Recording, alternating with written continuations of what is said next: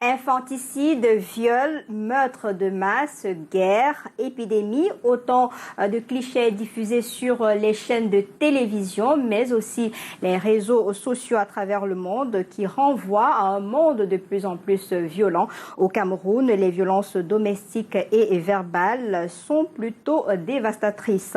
Comment comprendre cette montée en puissance de la violence dans notre pays? S'achemine-t-on vers la banalisation de cette violence-là? Quelles sont les origines, impacts? On en parle dans le débrief de l'actualité ce soir, axé justement sur la montée en puissance de la violence dans notre société. Mesdames, Messieurs, bonsoir.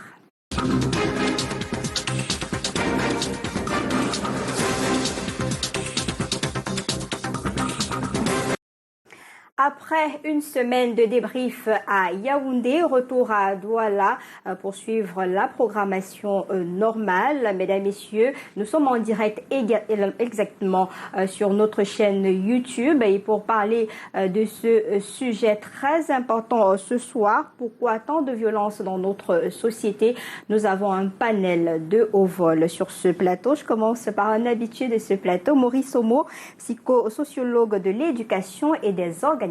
Bonsoir et bienvenue. Bonsoir Lille, merci pour l'invitation. Oui.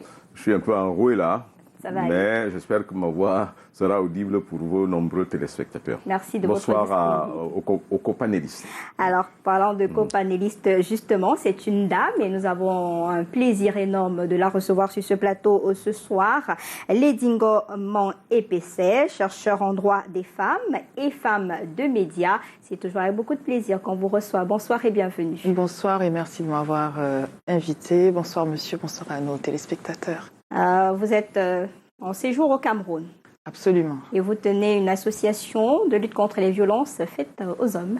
Alors non, pas exactement, et je peux donner des précisions déjà. Oui. Ça n'est pas une association où vous parlez donc de la mobilisation des hommes contre les violences sexistes, les violences faites aux femmes. C'est juste une dynamique pour pouvoir travailler sur les deux polarités. Ça n'est pas que de travailler... Ce sont les deux versants d'une même pièce. La question des violences implique les femmes, implique les hommes, tant en tant que coupables qu'auteurs d'ailleurs, victimes que coupables. Et il est important de travailler sur les deux polarités pour pouvoir y arriver. Et c'est votre casquette qui vous conduit sur cette thématique de ce soir. On aura également barrister Richard Tamfou, avocat au barreau du Cameroun, qui va nous rejoindre tout à l'heure. Vous savez, la circulation un peu dense dans la ville de Douala. Également Patrick Anissé Mani qui a confirmé sa présence sur ce plateau, homme politique du Rassemblement démocratique du peuple camerounais. On espère qu'avant la fin de ce plateau, il sera là. On va commencer avec nos deux panélistes déjà là. Alors, Lady, si je vous pose la question, c'est quoi la violence ? La violence, c'est tout ce que l'on peut manifester qui fasse du tort à autrui, contre la volonté d'autrui notamment. Et c'est important d'entrée de jeu de dire que ça n'est pas que la violence physique, parce que celle-là, c'est celle que l'on discerne rapidement, au risque, malheureusement, d'amoindrir ou de laisser prospérer toutes les autres formes de violence, celles qui ne laissent pas de traces visibles à l'œil nu, mais qui, justement, font beaucoup de mal à tout le monde. Et j'ai aussi envie de préciser que la violence n'est pas un préjudice que pour ceux qui la subissent, mais c'est un préjudice pour ceux qui la commettent, parce qu'on ne reste jamais indemne d'avoir coupé quelqu'un en rondelles. J'exagère à peine. Je ne pense pas que celui ou celle qui a commis des violences, quand cette personne se regarde dans le miroir, je ne suis pas du tout convaincue qu'elle s'applaudisse. Au contraire, elle s'enfonce et elle est tellement mal qu'elle va se retrouver en situation de ne pas discerner, de ne pas commettre une autre violence encore et encore. Ça devient un cycle infernal. D'accord. Et j'aimerais demander à Maurice pourquoi ce fond d'agressivité dans la nature humaine? Bon, disons que nous allons vous me poser une question qui risque de me ramener à une dimension trop théorique, pour dire avec certains que l'homme n'est bon, la nature le corrompt, des choses comme ça. Homo homini lupus, l'homme est un loup pour l'homme. Oui. Toute cette théorie autour de ce que l'homme, au départ, c'est un être extrêmement bon et il est traversé, il est, si vous voulez, corrompu par la société et finit par céder à la violence. Je dis que la vérité, c'est que il faut qu'on convoque ici une théorie. Celle que j'aime dire tout le temps, que j'appelle tout le temps la théorie de la reproduction sociale. La théorie de la reproduction sociale. Bon, cette théorie, n'est-ce pas, elle suppose que la société se reproduit de façon continue en termes de comportement. C'est-à-dire que les attitudes des parents sont reproduites par les enfants et plus tard ainsi de génération en génération. Alors, dans cette, si vous voulez, dans cette retransmission, n'est-ce pas, ça peut être génétique. Et là, on comprend donc qu'un être humain peut naître sur le plan génétique violent. Du coup, ça dit qu'à la naissance, il est né, il est naturellement violent. Il peut l'être parce que c'est un héritage culturel.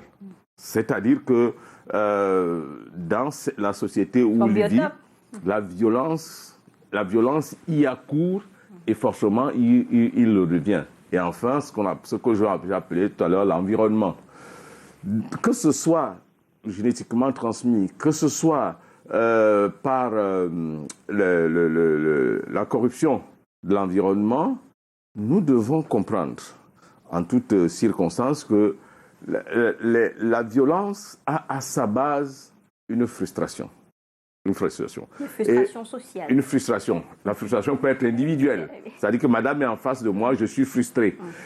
Et quand les gens sont frustrés, soit socialement, soit individuellement, l'idée c'est de détruire ce qui existe pour reconstruire un ordre nouveau.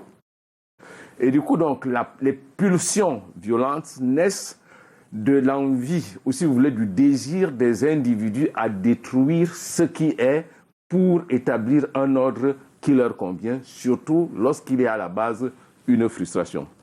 On peut le dire à partir d'exemples très très simples, n'est-ce pas? Lorsque votre femme arrive à la maison et vous constatez que il y a quelque chose qu'elle vous cache, qu'est-ce que vous vous dites dans la tête? Vous êtes frustré. Vous devenez violent. Vous devenez frustré. Et dans cette frustration, vous voulez absolument savoir où se trouve la vérité.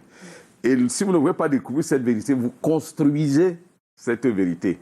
Et vous vous mettez dans des conditions à vouloir réparer le tort que votre femme vous a fait. Et vous trouvez comme ça en train de poser un acte violent, parfois sans vous en apercevoir. D'accord. Deuxième exemple pour sortir, oui, il y a par exemple des frustrations liées au confort économique.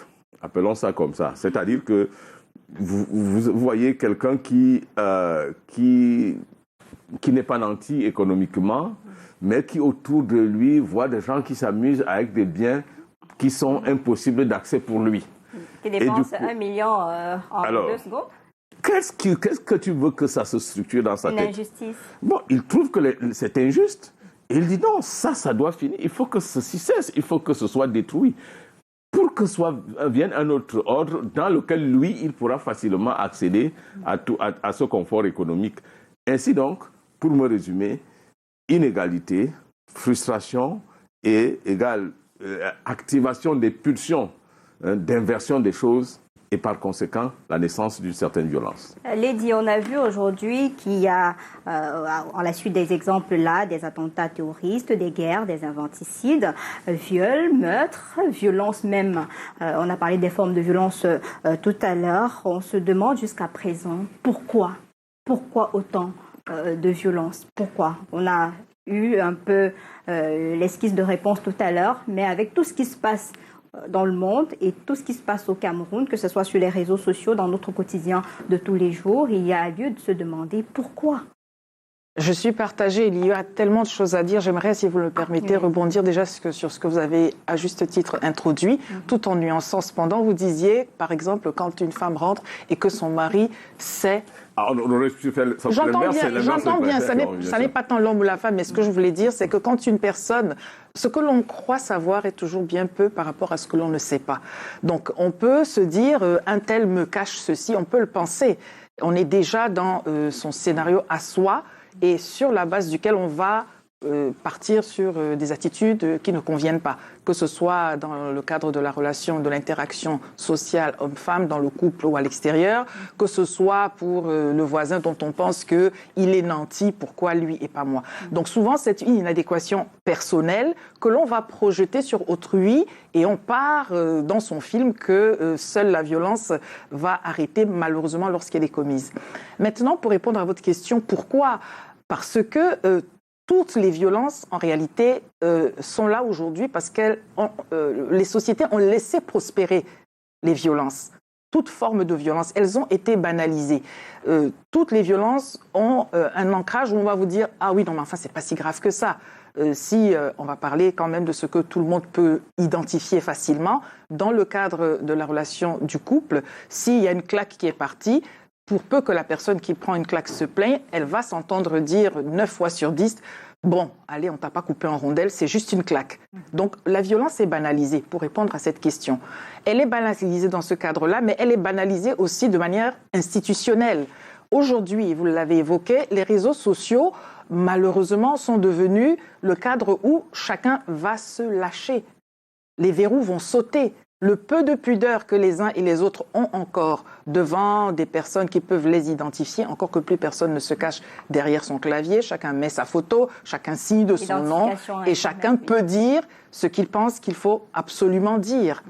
Alors, tout cela ne favorise pas les choses. Et enfin, pour parler aussi des médias, quand par exemple il y a des guerres, c'est vrai qu'entre l'information et, je veux dire, une guerre n'est pas un spectacle non plus. On entend dire dans les guerres, mais on ne sait pas ce qui se passe, on n'a pas d'image. Pourtant, il y a eu la Première Guerre mondiale, la Deuxième Guerre mondiale. Les images, on les a eues bien après parce qu'on était à l'école, on a vu des photos ou quelques reportages. Et cette guerre a fait beaucoup de dégâts. Et c'était déjà beaucoup trop. Alors, si à cela, on rajoute les spectateurs, les téléspectateurs ou les internautes ou autres, on est enfin en train de grossir le camp des belligérants.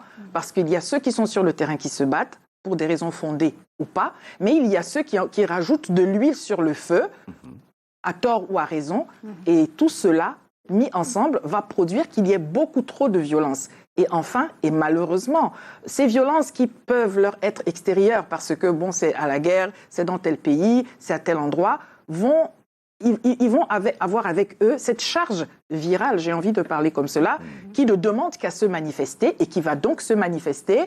On vous dit bonjour, on vous dit pas bonjour. L'ampleur de la réaction est juste étonnante, invective à l'appui. Et alors, bien évidemment, dans le cadre de la vie domestique, parce que toutes les personnes qui font des guerres, les guerriers, donc on va les appeler comme cela, avant toute chose, c'est un monsieur, c'est une dame. Ce sont des personnes qui ont une famille. Un cercle familial. Ou qui sont sorties d'un cadre restreint. Et donc, ce sont les mêmes qui vont manifester ces choses quand on parle de violence institutionnelle, qui, quand ils sont à tel ou tel poste, vont se comporter de telle manière. Comme des animaux. Quand ils sont dans telle ou telle entreprise, ils vont prospérer dans cette attitude qu'ils ont déjà en eux, et bien évidemment dans la famille, bien sûr qu'ils vont le faire. Il s'agit des mêmes personnes. Donc tout cela produit que, ma foi, il y a beaucoup trop de violence, hélas. D'accord. Maurice, avant d'aller dans le fond même du sujet, est-ce que ce n'est pas le fait qu'on mette ces violences-là dans le registre des faits divers qui amène les gens à banaliser ces violences-là pour qu'on en arrive à la situation actuelle? Oui, le concept de banalisation que vous avez utilisé est très bien à propos. À mon sens, il suffit à lui tout seul pour justifier cette recrudescence des comportements violents dans notre société. En fait, si c'était la violence n'était pas si banalisée que ça se raréfiait, et qu'on ne faisait pas une certaine apologie des actes de violence au sein de notre société, je crois qu'il y a que les gens se seraient posé quand même un certain nombre de questions avant de poser un acte violent. C'est vrai, nous devons nous accorder sur l'idée qu'il y a ce qu'on appelle une forme de mutation de notre société. La mutation sociale, c'est une dynamique naturelle de la société. Sauf que cette dynamique se fait apparemment dans le mauvais sens. Bon, alors, aujourd'hui, on a l'impression que le recours, c'est par le recours à la violence que la majorité des solutions sont trouvées à un certain nombre de problèmes. Et Madame a parlé de la violence institutionnelle. J'ai bien aimé également ces différentes formes de violence, n'est-ce pas, que l'on voit et qui sont existantes dans notre société et qui font qu'aujourd'hui, la violence apparaît, le héros est l'homme violent. Et ceci se fait également en faisant allusion à la théorie de la reproduction sociale que j'évoquais tout à l'heure. Le fait que, n'est-ce pas, les enfants qui naissent grandissent dans un environnement où tous les jours ils sont au contact des choses violentes. Et il n'y a pas une réprobation effective, il n'y a pas une législation forte au sujet de la violence qui fasse que... Attendez, vous avez parlé par exemple des phénomènes de viol. Aujourd'hui, on vous dit une fille a été violée quelque part. C'est un moment important pour une société qui veut vraiment remettre les choses en place, de se mobiliser et de dire on arrête tout. On arrête tout. On veut savoir ce qui s'est passé. On veut voir quel est le coupable. À peine on aura regardé cet article, cet élément dans un journal, et puis on est passé à autre chose. Le lendemain, on est passé à autre chose. Bon, et qu'est-ce que le violeur lui s'est dit? Ok, je vais reprendre, je vais recommencer. Moi, je me fais souvent beaucoup de plaisir à regarder, par exemple, la criminologie, des récits de crimes. Oui. Ailleurs, vous voyez comment des enquêtes sont vraiment menées pour aller dépister quelqu'un, même si c'est 20 ans après. Oui. Ça dénote de toute l'importance qu'on accorde à cette chose-là. Bon, je crois que effectivement, le phénomène de la banalisation de la violence dans notre société, ajouté aux mutations qui sont, ajouté aux frustrations qui grandissent tous les jours, font que tout le décor est bien planté, est bien implanté. C'est un cocktail qui est bien assaisonné pour que tous les jours, on vous sert de la violence, sous toutes les formes. Je ne voudrais pas évoquer les réseaux sociaux, parce que les réseaux sociaux, le type de violence qui existe aujourd'hui dans les réseaux sociaux est tel que c'est d'une violence. C'est-à-dire que la violence est d'une violence inouïe. C'est-à-dire qu'il ne se passe pas de jour où dans les réseaux sociaux... non. C'est pratiquement, on est à la limite des guerres, de la haine, des mots tellement durs. Mais on va revenir sur ce volet parce qu'on ne peut pas faire sans les réseaux sociaux. Il y a un dernier cas précis qui a eu lieu le week-end au niveau de Dogbon, un homme qui a assassiné sa compagne. Et c'est pas la première fois qu'on entend des couples avoir des problèmes au point où on arrive à l'assassinat, meurtre, une femme entièrement décapitée ou l'inverse. Et on se demande pourquoi de plus en plus ça arrive. Est-ce qu'il y a d'abord un problème au niveau des couples? Pourquoi on en arrive avec un homme qui lève véritablement la main et le couteau, par exemple, sur sa compagne ou son compagnon? Et la question m'est dirigée, bien évidemment. Oui, bien évidemment, Lily. Écoutez, j'ai envie de dire que malheureusement, encore une fois, au risque de me répéter, que la violence est célébrée dans nos sociétés. C'est un rapport de force. Nous sommes dans une société de rapport de force dominant-dominé. Bien évidemment, il se trouve que quand bien même les femmes sont plus de la moitié de la population, ça et là, il se trouve qu'elles appartiennent majoritairement au camp des dominés. Voilà, et les dominants, il se trouve que majoritairement, ce sont des hommes. Pas exclusivement, je dis majoritairement. Alors, là, lorsque nous sommes dans le cas de la violence physique. Domestique. Oui, par exemple, notamment, mais parce que si on parle de la violence psychologique, par exemple, oui. Ce rapport peut être inversé. C'est-à-dire que ces statistiques peuvent être inversées la pour violence, savoir qui est plus je voudrais, si vous le permettez, nuancer votre propos, parce que la violence physique, elle peut être identifiable. C'est-à-dire que s'il y a une personne coupée en rondelles, on le voit. Alors que si on voulait chiffrer la violence psychologique, on pourrait, malgré soi, avoir une part d'erreur. C'est pour cela que je ne ferai pas cette répartition. Okay. Maintenant, il y a un clivage aussi qui est entretenu. Les bons, les méchants, les forts, les faibles, les hommes, les femmes, et les un tel plutôt que les un tel autre de tel endroit ou de telle tribu, tous ces clivages sont entretenus. Et parce qu'ils sont entretenus, pour que chacun puisse garder la tête au-dessus de l'autre, c'est un rapport de force. Le rapport de force, vous parliez de construction, de ce que c'est inné. Moi, je dirais que c'est de la construction sociale aussi, parce que c'est célébré. Un garçon ne pleure pas, un homme a coupé 10 personnes en rondelles, tout le monde doit être... supporter la gifle de voilà. son mari. Et puis ce sont des héroïnes aussi quelque part, de prendre 18 coups successivement et de ne jamais rien dire. Voilà. Et voilà. Donc la violence est célébrée, la douleur est célébrée. Donc nous sommes dans une société dans les sociétés, toutes les sociétés, parce que quand on ne vit pas sur place et qu'on dit quelque chose, on est pris en otage, voilà, donneuse de leçons. Mais je le dis clairement, toutes les sociétés, les statistiques sont là pour le montrer, toutes les sociétés sont masochistes, en quelque sorte. Parce que, tant pour les auteurs de violences qui les commettent donc, et qui en pâtissent eux-mêmes, parce que pour parler des hommes, je dis, on n'a pas d'incidence sur le gouvernement qui n'a pas fait ceci, la société qui devrait faire cela, l'école qui devrait faire ceci, on n'a pas d'incidence sur ces choses. En revanche, en tant que personne, on a cette responsabilité individuelle et donc cette incidence sur comment on choisit la paix, même quand on n'est pas en accord. Le désaccord n'est pas le désamour, et le désaccord n'a pas nécessairement à conduire à la violence pour l'exacerber et avoir quoi? Ce que chacun construit et ce sur quoi chacun a quand même une incidence, c'est sa cellule familiale. Donc si parce que je n'ai pas été payé, ou parce que mon patron ne m'a pas donné une augmentation, ou parce que une telle tribu n'a pas fait je ne sais pas quoi, alors à ce moment-là, je vais détruire ce que moi j'ai construit, ça veut dire qu'on marche sur la tête. Et donc, il s'agit de prendre cela en considération parce que cette violence ne règle pas les problèmes. Peut-être qu'elle est un exutoire, mais ne peut-on pas régler les choses autrement qu'en ayant recours à la violence? Elle détruit même ceux qui la commettent. Donc, à partir de ce moment, et pour répondre à votre question, je pense qu'il faudrait que chaque société, et plutôt chaque personne en société, fasse le choix, prenne la solennelle décision de se remettre en question.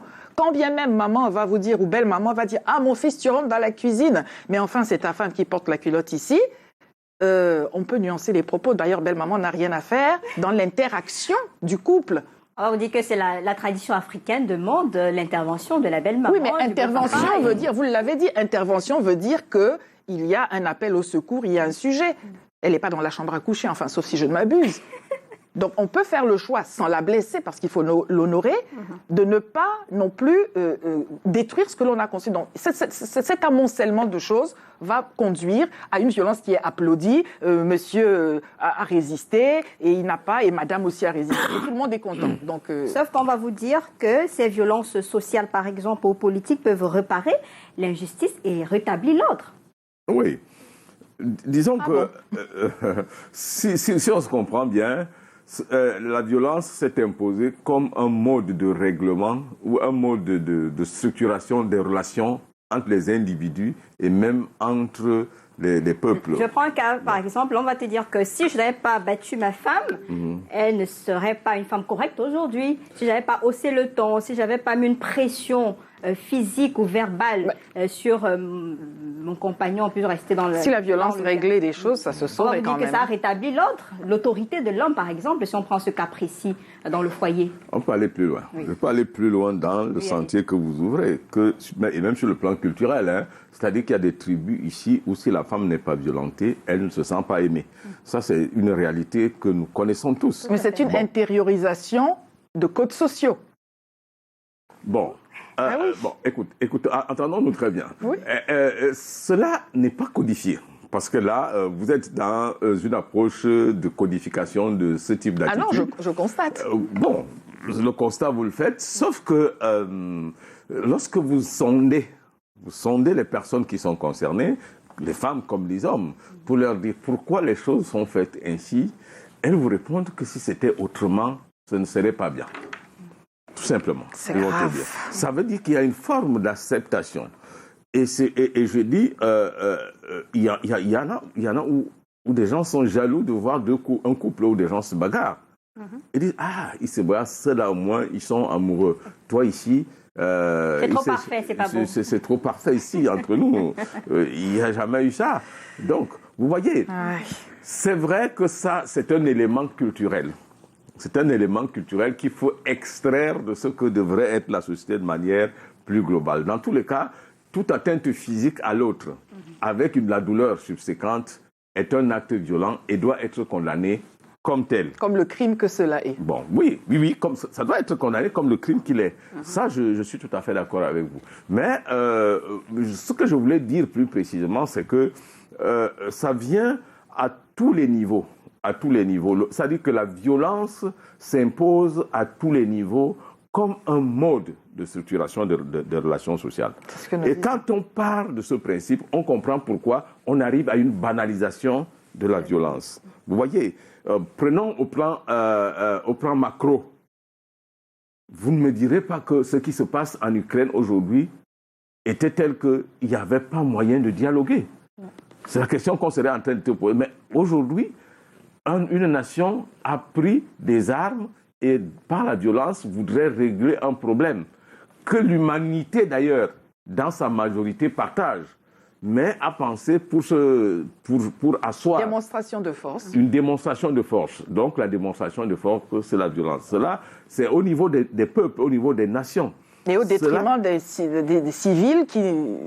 Naturellement, ça c'est les conséquences, ça n'intéresse plus personne. Hélas, malheureusement. Oui. Et on va redescendre, on va arriver au niveau des petits peuples, on va arriver au niveau de la microstructure familiale, et c'est ainsi un schéma de vie, de structuration de relations basées essentiellement sur la violence, sans laquelle il n'est pas du tout possible de se mettre, de structurer, c'est-à-dire une société. Et c'est ça qui fait que banaliser à ce niveau, donc vous convenez avec moi que la violence devient un peu comme du pain au quotidien.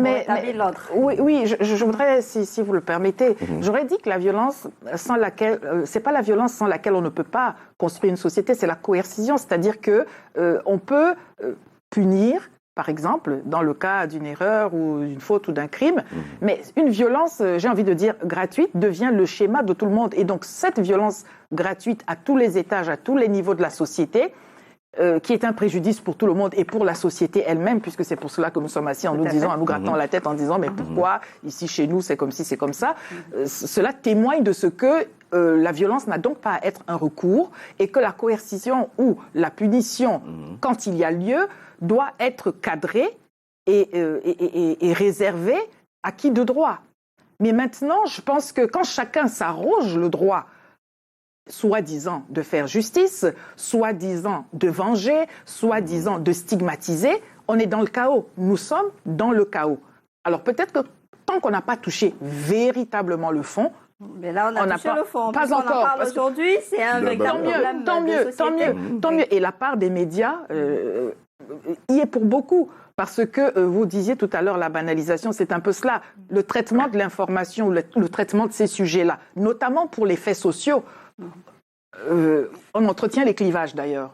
Je pense que le vrai clivage, c'est le camp des personnes qui se mobilisent contre tout type de violence, contre le camp des personnes qui ne veulent pas se mobiliser contre tout type de violence. Et dans les deux camps, il y a de la place pour les hommes et pour les femmes. Le clivage qui veut que ce soit un match homme-femme est un mauvais clivage qui ne doit pas continuer à être entretenu. Parce qu'il n'y a pas que des hommes mauvais, il n'y a pas que des anges du côté des femmes. En revanche, si on prend en compte et on encourage que le camp des personnes qui se mobilisent soit ouvert aux uns comme aux autres, je pense qu'on commence à avancer. Mais si on veut l'entretenir en faisant quelques réflexions un peu parfois en disant les femmes aiment ceci, les unes telles aiment cela, et si on ne fait pas ceci, c'est pas une preuve d'amour. Et si c'est déjà ancré dans la société. Oui, non, mais c'est déjà... Si ça fait partie de notre culture, c'est on vous dit, si vous êtes de telle tribu, par exemple, vous venez de telle descendance, il faut vous sentir femme avec un homme violent. Mais c'est pour cela que je parlais. On transmet de c'est pour ça que je parlais de construction sociale, parce que on peut dire des choses, mais ça n'est pas parce qu'on le dit qu'on en a l'intime conviction non plus. Soyons sincères, parce que si cette personne avait la possibilité de pouvoir assumer un choix alternatif, rien ne nous garantit qu'elle dirait ce qu'elle dit, parce que l'on dit ce que l'on a reçu, on dit ce dont on sait que c'est bien d'être dit. Parce que c'est compliqué de devoir assumer quelque chose qui est différent. Moi, il y a une dame qui a dit j'ai perdu mon mari, je veux absolument qu'on me rase la tête, je la cite, je veux qu'on me fasse la coutume, avec tout ce qu'il y a dedans. Mais là, je n'ai pas interrogé sa question à ce moment-là, mais bien après. Et son intention, c'est de ne pas être stigmatisé. C'est pas tant j'ai envie qu'on me tape dessus, j'ai envie qu'on me fasse dormir par terre, j'ai envie que... C'est cela. Voilà. Donc je crois que ne coupons pas les cheveux en quatre parce qu'il y va de la vie humaine. Et je crois que même si la violence est banalisée, ne nous rendons pas complices d'une telle banalisation en banalisant ce qui pourrait ne pas l'être. Je vais prendre un cas très simple pour vraiment jeter le sujet dans la mare, même dans le cadre de l'intimité. C'est-à-dire qu'il y a des tribus pour faire l'amour, elle vous dit il faut me battre. C'est-à-dire qu'il faut qu'elle sente cette violence au point d'avoir des séquelles sur la peau pour se sentir bien. Et elle exige même. Je vais vous répondre. Vous savez, les enfants qui sont victimes de maltraitance, quand on les sort de ce cadre-là et qu'ils sont dans un cadre différent, leur réaction, quand on s'approche d'eux pour leur dire une gentillesse, pour leur faire un cadeau, vient en fait perturber ce qu'ils ont toujours connu. Et les familles qui sont des familles d'accueil, donc souvent, ou les spécialistes qui travaillent avec les enfants pour les encadrer, vont vous témoigner de ce que ces enfants-là ont besoin de beaucoup de temps pour prendre comme des choses positives toute cette attention qu'on leur apporte. Je prends cet exemple pour répondre à votre question. Nous sommes dans un contexte, il y a des contextes partout. Et quand une pratique est mise à l'œuvre, souvent, on veut pouvoir se convaincre. Personne n'a envie d'être mis en quarantaine, en fait. Personne n'a envie de se sentir exclu. Et il faut une force intérieure pour pouvoir assumer d'être différent des autres. Et parfois, malheureusement, le choix peut être vite fait de prétendre à ce que je suis comme tout le monde, j'aime bien quand ça fait mal tout partout, et il vaut mieux qu'il en soit ainsi. Voilà. Mais vous savez, le vécu sur la nature humaine, surtout quand la vie est en danger, je pense que c'est compliqué. Maurice, vous avez certainement quelque chose à ajouter au regard, parce que vous êtes ici, vous savez exactement que ça existe, et... oh non, ça n'existe pas que ici. Voilà. Je suis désolé, ça existe ailleurs. Partout. Et lorsque l'on parle de la violence en termes d'un homme qui, pour utiliser son expression, qui coupe sa femme en rondelles avant de passer à autre chose. Mais j'ai dit, la violence, elle est quelque chose d'intégré dans des relations entre un homme et une femme. Il se trouve malheureusement, et les statistiques démontrent, 90%, beaucoup plus de femmes, plus que 90% de femmes, dans l'acte intime, veulent se sentir brutalisées par leur partenaire à un moment donné. Ça fait partie Cela de la n'engage que vous, monsieur. Soit ça engage les 90%. Permettez-moi de rentrer dans cette précision. C'est parce que vous l'avez amené, qui vous concerne, ces 90%. Mais permettez-moi de nuancer vos propos. Il termine un peu. Non, mais l'affirmation... J'avais prévu que vous réagirez. Mais bien sûr, nous sommes là pour cela. Nous sommes là pour cela. Non, Une façon de dire que le rapport entre l'homme et la femme est fait essentiellement sur de la violence. Une violence qui est l'acte sécuritaire qu'une femme réclame pour être totalement rassurée de ce que le mal qu'elle a à côté d'elle est suffisamment puissant pour la protéger. Voilà le Vous l'avez dit, pour la protéger, mais à partir du moment où cette protection devient un préjudice pour elle, je n'ai pas à vous convaincre de ce que... Comment la femme reconnaît donc que son mal est suffisamment fort pour qu'elle soit protégée? Il faut bien qu'il y ait quelque chose. Qu'elle se plaigne. D'accord. Alors, permettez-moi d'accueillir barrister Richard Tamfo, avocat au barreau du Cameroun, qui est là. Il s'est excusé. Bonsoir et bienvenue. Bonsoir Lille, bonsoir les co-panélistes, bonsoir vos nombreux téléspectateurs. C'est vrai que j'ai accusé un retard, mais c'est pas dû à ma volonté. On l'a compris. D'ailleurs, vos activités, surtout à cette heure-ci, vous connaissez déjà le sujet. Je vais vous prendre sur cet autre volet. Au-delà des violences dans le couple, il n'y a que les jeunes aujourd'hui. Dans le milieu des jeunes, on trouve de plus en plus de violences au regard des derniers chiffres avec dans les établissements où il y a eu bagarre entre élèves, enseignants, élèves, au point où on a sorti des couteaux. Est-ce qu'on comprend, est-ce qu'il y a des explications pour comprendre ce type de violence en milieu éducatif? C'est vrai que Maurice Omo reviendra là-dessus tout à l'heure. Bon, je pense que c'est dû au fait qu'on change un peu beaucoup en mentalité. Parce que avant, on avait un autre regard, on respectait les gens. Aujourd'hui, avec le monde des téléphones où on voit n'importe où, on respecte, on dit qu'il y a le respect des droits de l'enfant, les droits de l'homme et tout ça. Ça fait en sorte que aujourd'hui c'est difficile de contrôler cette jeunesse qui devient de plus en plus violente parce que chacun veut s'exprimer et souvent dans le mauvais sens. Parce qu'avant tu voyais quand tu étais même dans une gare et que tu voyais un aîné venir aussi, parfois tu te levais, tu laissais la place. Mais aujourd'hui, ce n'est pas le cas. Tu vas voir, on ne respecte plus les aînés. Et même à l'école, l'enseignant n'est pas respecté parce que l'élève qui est là peut-être a un téléphone qui coûte 1 million, l'enseignant ne peut pas en avoir. Très des frustrations. Voilà, exactement. Donc je pense que on est en train de perdre un côté de notre vie parce que avant même il y avait des cours en éducation citoyenne. La morale. La morale, tout ça. Pour qu'on expliquait au moins ça à l'école pour qu'on sache que okay, voilà comment est-ce qu'on doit se comporter pour éviter, parce que quand on est bien éduqué, il y a des situations qu'on peut bien éviter. Surtout quand il faut aller dans la violence. Mais quand on nous sommes laissés faire, tout le monde pense que parce que mon père est ici, je peux me comporter comme ça, on va me sauver de la situation. Et aussi quand on n'a pas une justice sur laquelle est-ce qu'on peut se reposer. Parce que beaucoup de ces cas-là, ils savent que, ok, je serai violent, je vais me rendre justice moi-même parce que si je pars même me plaindre, ça n'aura aucune issue. Donc quand déjà on est en train de perdre cette valeur-là, on ne peut que regretter la montée en violence, que ce soit au niveau des couples ou bien partout. Dans le milieu social. On reviendra sur le volet du droit avec vous tout à l'heure, mais Maurice, vous en tant que psychosociologue, on parle de troubles de personnalité qui seraient à l'origine de tout ce qui se passe actuellement, que ce soit sur les réseaux sociaux ou bien dans notre société.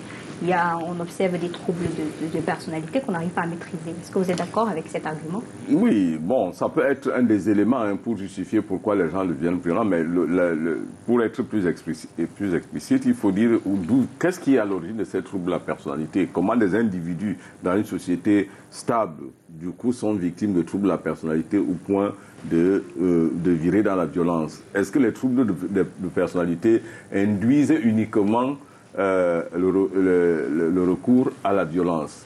Les troubles de personnalité, c'est un concept qu'il vaut mieux laisser là où il est. Parce que, en fait, il est beaucoup trop grand, beaucoup trop complexe pour qu'il soit mis sur une table lorsqu'il s'agit de parler de la violence. Un individu peut, à un moment donné de sa vie, perdre le bon sens, comme on dit, c'est-à-dire que perdre une certaine perception logique des choses, il est donc perturbé. Et c'est cette perturbation qu'on appelle un trouble de la personnalité. La personnalité ici, elle est structurée pendant toute la vie. Et c'est ça qui décide chez un individu qu'il faille faire quelque chose ou ne pas la faire. Donc, on peut penser, et c'est là il faut aller plus loin, et pour revenir par exemple à ce qu'il disait, que les violences qu'on peut observer aujourd'hui, par exemple en milieu scolaire, peuvent s'expliquer du fait d'un certain nombre de manquements qui ont commencé au niveau de la structure familiale. Au niveau de la structure familiale, et puis qui ont continué au niveau de la société. Pas forcément de la société plus globalement, mais dans ce petit microcosme dans lequel l'enfant évolue, ça va être les camarades de jeu, les camarades de classe, et puis plus tard, la société plus globalement encore. Donc, c'est ce processus-là qui fait qu'à chaque fois, l'enfant est au contact des choses violentes, qui structurent cette personnalité et qui font qu'à un moment donné, il peut, sur la base d'un fait incitatif, à penser que la violence est une façon d'être, est un comportement normal. Lady, puisqu'on est en direct sur nos pages, il y a des internautes qui ont essayé de classifier les grandes familles de violence, la guerre, la politique, répression policière, la criminalité, les homicides, viols, agressions, violence domestique, l'homme sur les femmes pour l'essentiel, violence verbale et harcèlement dont on ne parle pas beaucoup. Vous êtes d'accord avec ces grandes familles? de violence.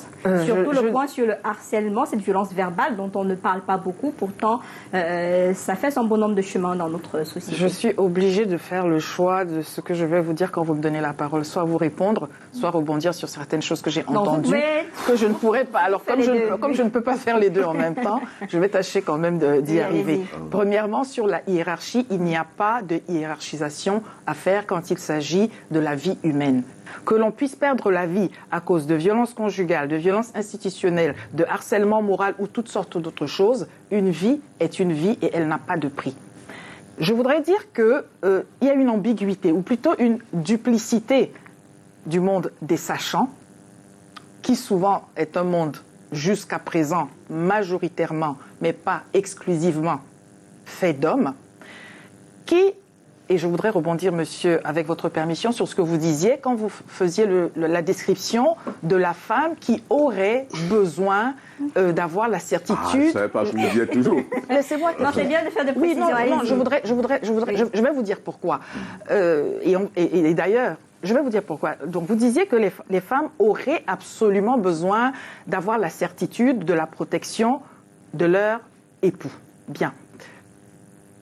Sauf que ce sont les mêmes individus qui, quand, par des faits de violence, et nous avons tous dit au départ que la violence est d'amener une tierce personne à subir ou à commettre des choses qu'elle ne voudrait pas, ces personnes dont on parlait tout à l'heure, on dit les élèves, les professeurs, les hommes politiques, les un tel autre, partent du cadre privé, tous autant qu'ils sont. Les enfants reçoivent cela en héritage. Vous parliez si bien de frustration. On a percé un œil à ma mère, je ne peux pas manifester quoi que ce soit dans le cadre familial où je suis le petit de la fratrie, je ne peux pas exprimer ce que je ressens, mais tout ce que j'ai emmagasiné en moi ne demande qu'à se manifester malheureusement dans un contexte qui n'est pas approprié. Ça peut arriver à l'école, ça peut arriver contre les amis. Je ne voudrais pas manquer ici de citer dans le travail que nous menons donc sur la mobilisation des hommes pour pouvoir participer à lutter contre les violences sexistes. Je ne voudrais pas manquer de nommer Emmanuel Tchangon, qui est thérapeute et qui décrit très bien le fait que l'homme du 21e siècle n'est plus l'homme des cavernes, parce que cet homme des cavernes-là vivait dans un environnement où il allait lutter contre le lion, il allait lutter contre les éléments de la nature, il fallait qu'il se batte pour préserver sa vie et la vie de la femme et des enfants. Aujourd'hui, les conditions sont différentes. Et en plus, aujourd'hui, les femmes peuvent participer à aider à ce que tout ne repose pas uniquement, ni la charge mentale, ni la charge financière, je ne sais pas, que sur l'homme, parce que c'est un fardeau. Et que ce fardeau a besoin aussi d'être pris en compte, parce que les hommes, avec toute la bonne volonté du monde, peuvent subir des choses qu'ils n'extériorisent pas. Parce que culturellement, on peut dire un homme ne pleure pas, un homme ne se plaint pas, et puis peut-être... Un homme ne montre pas sa faiblesse. Voilà, et puis les autres pourraient risquer de se moquer de lui. Et tout ça ne favorise pas que cet homme se porte bien. C'est pourquoi sur la question des troubles, vous disiez, des troubles de la personnalité, je disais non, il ne faut pas circonscrire cela à un autre cas. Parce qu'on ne devient pas fou du jour au lendemain. Tout d'un coup, c'est une progression. Ce sont des choses qui n'ont pas été traitées, ce sont des choses qui n'ont pas été prises en compte, ce sont des choses que la société n'a pas favorisées à pouvoir mettre sur la table. Chaque homme qui va parler à un autre homme va parler à un homme qui a engrangé des choses qu'il n'a pas exprimées, donc il va lui dire « supporte, tu es un homme, tu es fort ». Mais tout cela est une blessure pour tout le monde, pour ces hommes-là et pour leur famille. Voilà pourquoi je voudrais dire, et enfin je vais répondre à votre question, que ce soit les enfants, les femmes, mais les hommes aussi, nous avons tous avantage à ne pas être dans cette duplicité, à laisser penser que ceci, parce que cela, quand nous pouvons déconstruire le cycle de la colère pour diminuer les violences, nous avons avantage à travailler ainsi. Mais si nous entretenons cela, en plus nous sommes dans les médias, donc tous ceux qui nous regardent maintenant et après, chacun retiendra ce qu'il voudra. D'aucuns diront, ben oui, je suis le roi de la jungle, tu as besoin que je te protège, tu n'oses pas me le dire, mais je sais que c'est ce que tu veux, donc je te protège et à ma manière. Peu importe si on fait recours à la sauvagerie. Ou une autre va dire, oh on m'a dit que si tu m'aimais vraiment, tu... Non. Je pense quand même que si après cela, pour utiliser un mot, il y a un glissement vers des préjudices, ne venons pas pleurnicher. Mais comme il s'agit de vie humaine, je suis convaincue que messieurs ici et ceux qui nous regardent, si votre fille, votre sœur, votre mère été victime de viols, de guerre, par exemple à l'est du Congo, où on utilise des armes pour détruire l'appareil génital des femmes, et toutes sortes d'horreurs, plus personne ne viendrait porter l'histoire où il faut que l'homme protège et que les femmes veulent cette protection. Tout le monde veut la protection. D'accord. Les enfants surtout. Parlant justement de protection, il y a la protection sur le plan juridique. Est-ce qu'il y a la possibilité de venir se plaindre chez vous et que vous preniez à bras le corps ces problèmes-là? Parce qu'on sait déjà que dénoncer, c'est très difficile, mais quand on arrive chez vous, est-ce qu'il y a des possibilités pour accompagner les victimes de ces violences-là? Yes, it's not that they have to come to me.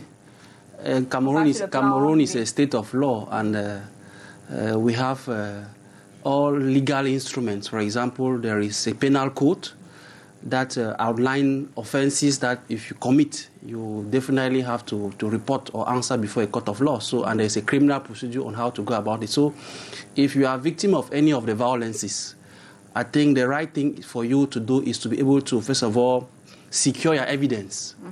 Because many people will just call when, for example, they are victim of a violence, they just hurriedly go to the police to maybe to report when they have not even been able to have some documentary evidence. Mm-hmm.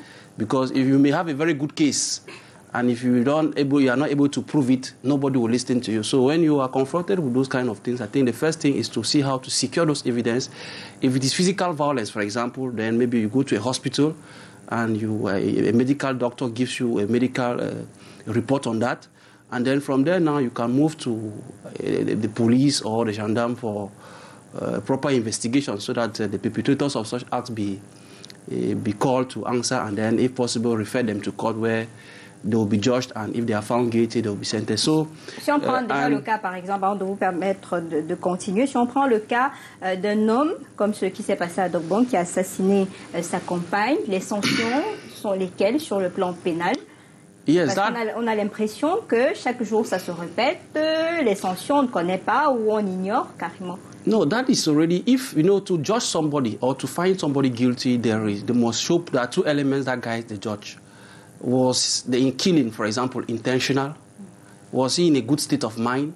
Uh-huh. So all those interrogations that the judge is having will guide his decision, because the judge is guided by the law and his conscience. If, for example, I'll just take a simple example, maybe through a fight in the house, you and your wife, and it happens that maybe you hit her something. So there was no premeditation. Maybe your intention was not to kill her, but during the fight, it happened.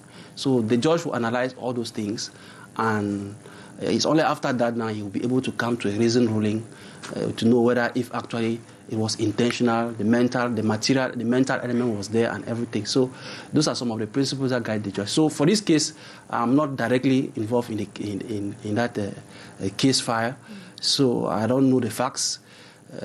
All I can say is that if it is before a good judge, you want to examine all those aspects to know exactly if he was still in his senses, and what provoked, because there's also provocation.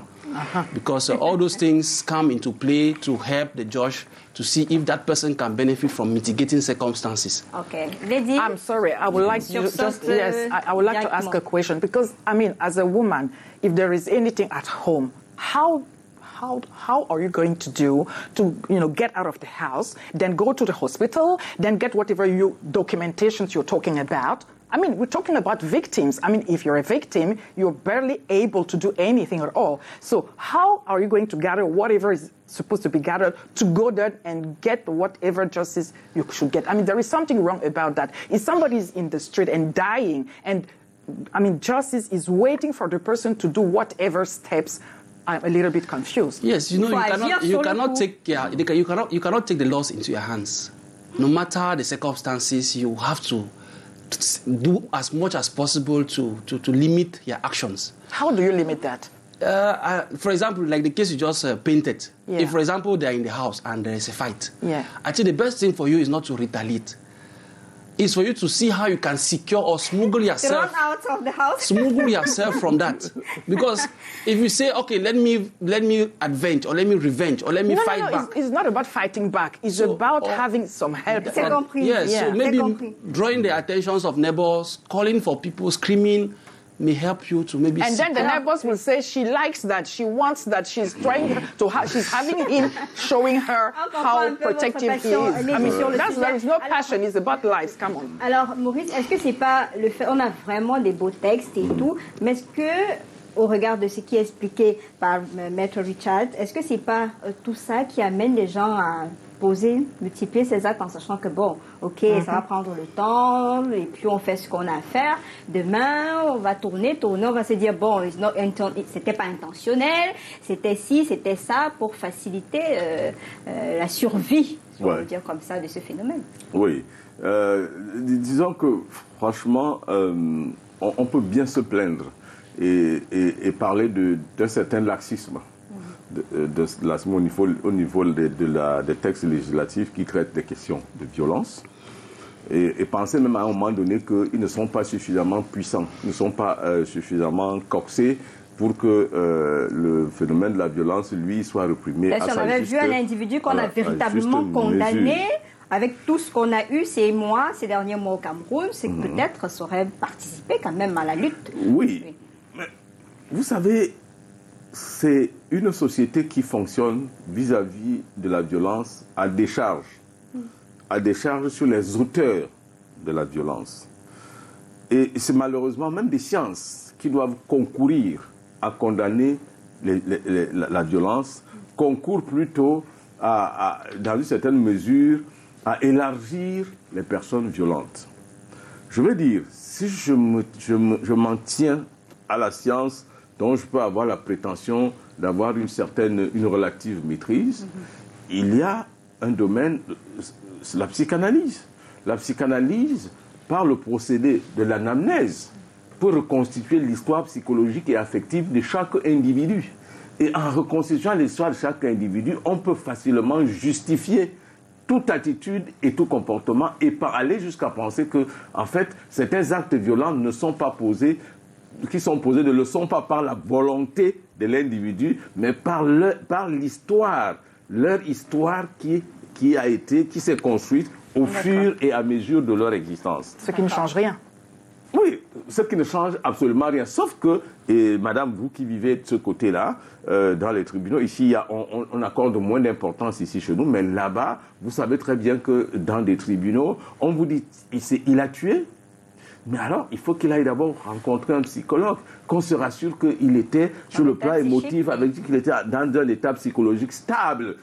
Si ce n'est pas le cas, au lieu de l'amener vers la case de prison, il faut plutôt l'amener vers la case psychologue et tout ce que cela... D'où l'intérêt des actions préventives. Et nous avons besoin que les hommes... Justement, vous abordez une fois le dernier pan de cette émission. Maintenant qu'on a peint le décor, qu'est-ce qu'il y a lieu de faire pour réduire, parce qu'on ne peut pas éradiquer complètement, réduire mais on au peut moins... faire beaucoup. Et d'où l'intérêt de l'implication des hommes aussi, parce que vous savez ce qu'un homme dit, je dis la parole des hommes a beaucoup de crédit dans l'espace public. Et donc, la parole des hommes peut être utilisée pour faire passer des messages qui puissent favoriser tout ce qui n'est pas préjudice. Mais s'il y a ce qui peut être perçu par d'aucuns, et non, quand bien même ça n'est pas votre propos, vous qui êtes là, les spécialistes autres hommes, leur interprétation, parfois, peut être à leur convenance pour justifier des choses qui demeurent des préjudices pour tout le monde. Ainsi donc, nous travaillons, vous parliez de Man Stop Man, nous disons que la parole d'un homme peut tempérer un autre homme dans une propension à commettre de la violence, quand bien même il a été provoqué. Parce que j'ai relevé ce que vous disiez tout à l'heure, qu'il y a des provocations. Nous ne sommes pas en train de dire qui a tort, qui a raison. Nous sommes en train de dire que quand bien même les coupables sont coupables, mais si quelqu'un peut faire quelque chose pour apaiser cela, le bienfait est pour tout le monde, pour la société, pour les familles. Donc les hommes et les spécialistes et les gens de médias, nous avons véritablement besoin qu'il n'y ait pas quelque chose qui pourrait être perçu comme une duplicité. Parce que quand on dit tel crime a été commis, le sentiment qu'on pourrait avoir, quand bien même ça n'est pas votre intention initiale, c'est qu'il y a des justifications, des excuses. Voilà. Et ça, il faut vérifier. C'est subtil, mais c'est à cela que tient le levier qui peut changer la donne. D'accord. Alors, Maître Richard Tamfo de Lasword, qu'est-ce qu'il faudrait faire, selon vous, pour réduire considérablement tous les types de violences qui ont été évoqués au cours de cette émission? Oui, je pense qu'on doit peut-être renforcer un peu le sérieux devant les juridictions. Parce que si pour un cas, c'est bien traité et que la personne est vraiment sévèrement punie, je pense que ça peut envoyer un message très fort peut-être à ceux qui vont se rendre coupables de ce genre d'activité. Donc je pense qu'il faut peut-être qu'on traite les cas aussi d'une même manière. Il ne faudra pas que pour ce cas-ci, on a eu cette sanction peut-être par sympathie, alors que pour l'autre, on a sévèrement censuré. Je pense que la justice devait aussi être un peu très, très rigoureuse quand ça concerne ces violences. Je pense qu'en le faisant, ça donnera aussi un signal. Aussi, pas seulement au niveau de la justice, même les médias aussi. Quand vous tenez ce genre de programme, c'est aussi pour amener les gens à connaître les droits. Parce que beaucoup de ces violences-là se passent parce qu'on ne connaît pas nos droits. Peu de citoyens sont instruits en ce que la loi dit. Les gens ne savent même pas que c'est peut-être à tort, peut-être de porter sa main contre quelqu'un ou bien l'injure. Les gens ne savent pas qu'injurer quelqu'un, c'est une infraction. Je pense que si on éduque les citoyens à connaître leurs droits et devoirs, ça pourrait...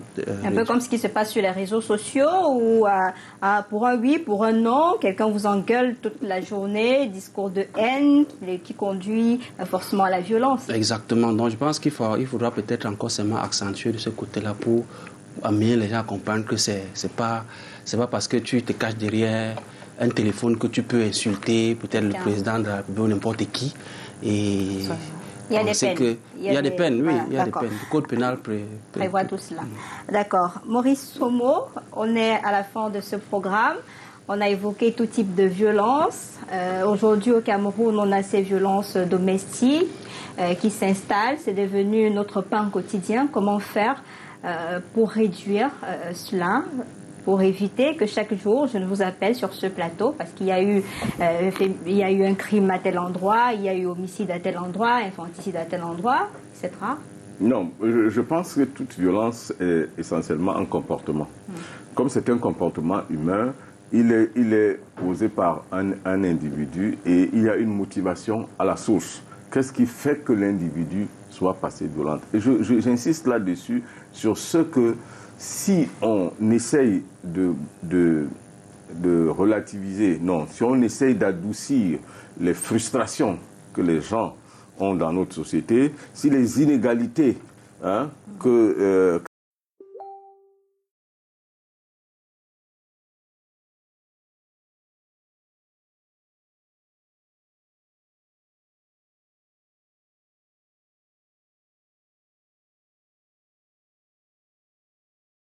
n'est-ce pas, au plan psychologique, c'est en fait une pulsion interne à un individu qui rebondit, qui ressort souvent. Il faut donc désamorcer tout ça à la base et je crois que ça permettrait plus rapidement de réduire. Man Stop Man, le programme continue de sensibilisation en un mot.